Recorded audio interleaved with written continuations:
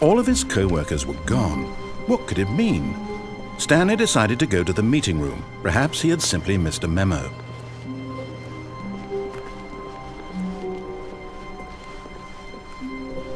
When Stanley came to a set of 2 open doors, he entered the door on his left.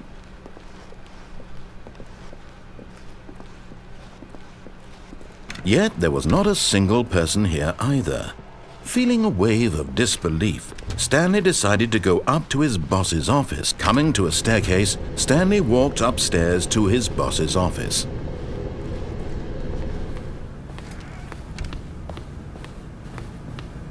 Okay, I think we all know the drill by now. Blah, blah, blah. Dark secrets, the keypad. Stanley pushes some buttons. Oh, hey, look, it's a new passageway. Quelle surprise.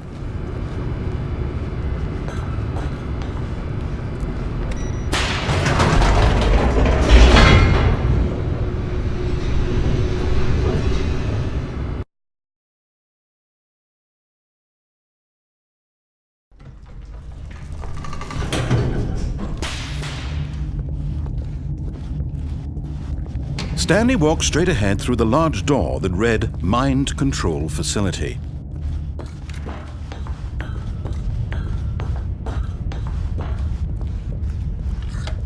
The lights rose on an enormous room packed with television screens.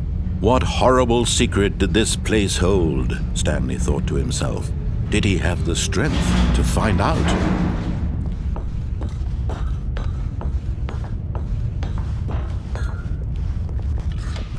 Now the monitors jumped to life, their true nature revealed.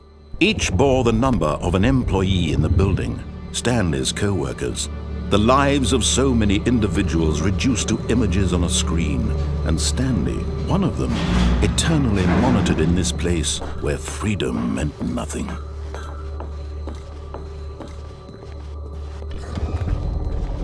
This mind control facility, it was too horrible to believe. It couldn't be true. Had Stanley really been under someone's control all this time? Was this the only reason he was happy with his boring job? That his emotions had been manipulated to accept it blindly? No, he refused to believe it. He couldn't accept it. His own life in someone else's control? Never! It was unthinkable. Wasn't it? Was it even possible?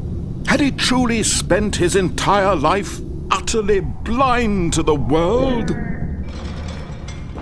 But here was the proof, the heart of the operation. Controls labeled with emotions, happy or sad or content, walking, eating, working, all of it monitored and commanded from this very place. And as the cold reality of his past began to sink in, Stanley decided that this machinery would never again exert its terrible power over another human life. For he would dismantle the controls once and for all. Oh, Stanley, you didn't just activate the controls, did you? After they kept you enslaved all these years, you go and you try to take control of the machine for yourself. Is that what you wanted? Control? Oh, Stanley, I applaud your effort, I really do. But you need to understand, there's only so much that machine can do. You were supposed to let it go, turn the controls off, and leave. If you want to throw my story off track, you're going to have to do much better than that.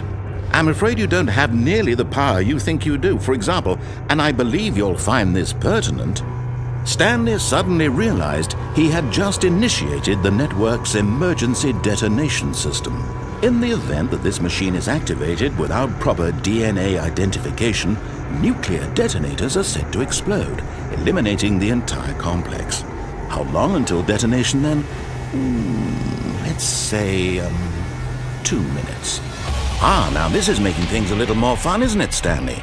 It's your time to shine. You are the star. It's your story now. Shape it to your heart's desires.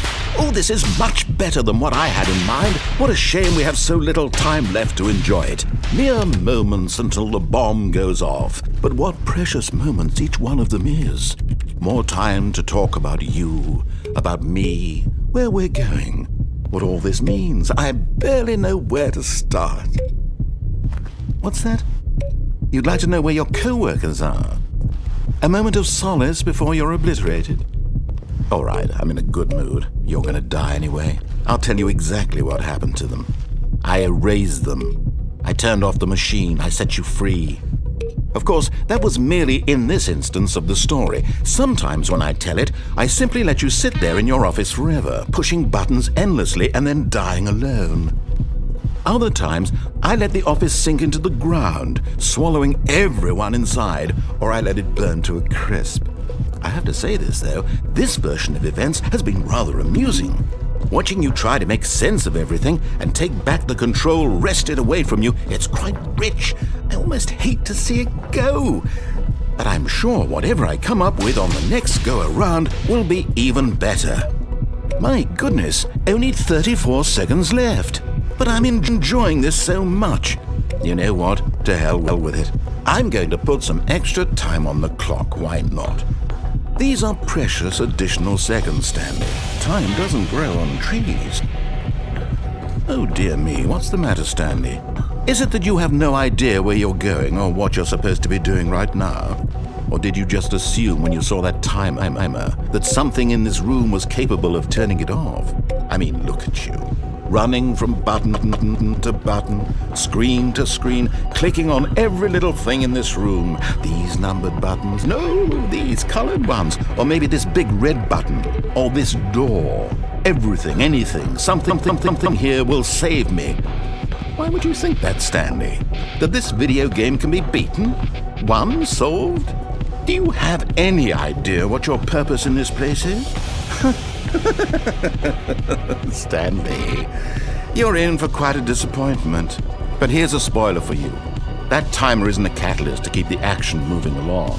It's just seconds ticking away to your death. You're only still playing instead of watching a cutscene because I want to watch you for every moment that you're powerless, to see you made humble.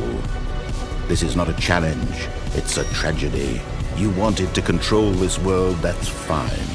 But I'm going to destroy it first, so you can't. Take a look at the clock, Stanley. That's 30 seconds you have left to struggle. 30 seconds until a big boom and then nothing. No ending here, just you being blown to pieces. Will you cling desperately to your frail life, or will you let it go peacefully? Another choice. Make it count. Or don't. It's all the same to me, all a part of the joke. And believe me, I will be laughing at every second of your inevitable life from the moment we fade in until the moment I say happily ever after.